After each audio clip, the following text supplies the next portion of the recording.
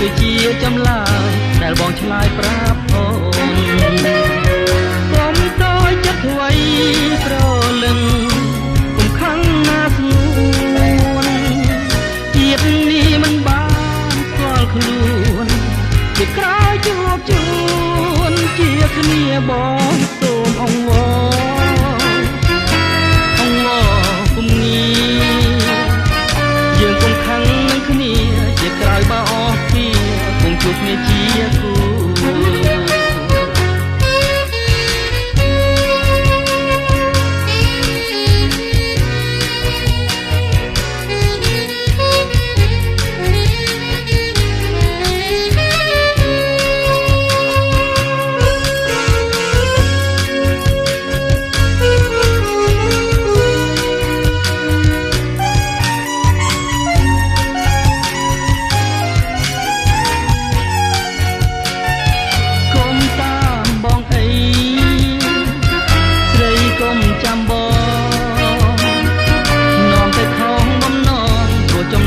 រូបបងមានទូក្រងទៅហើ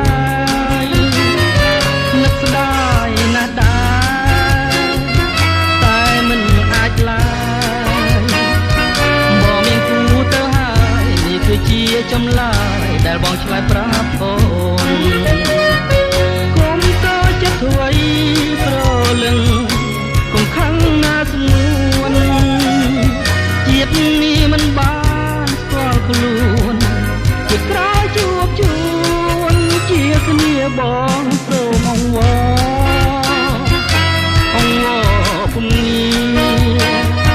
យើងគុំខឹងនឹងគ្នាជាក្រោយបើអស់ពីគុំជួបគ្នាជាគូ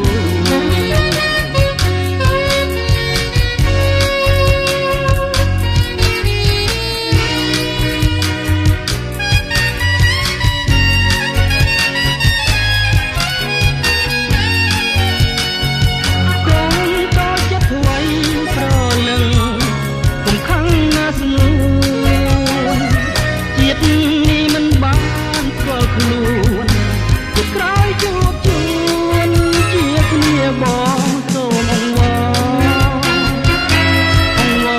គុំងាយើងគុំខឹងនឹងគ្នាជាក្រោយបើអស់ពីគុំជួបគ្នាជាគូ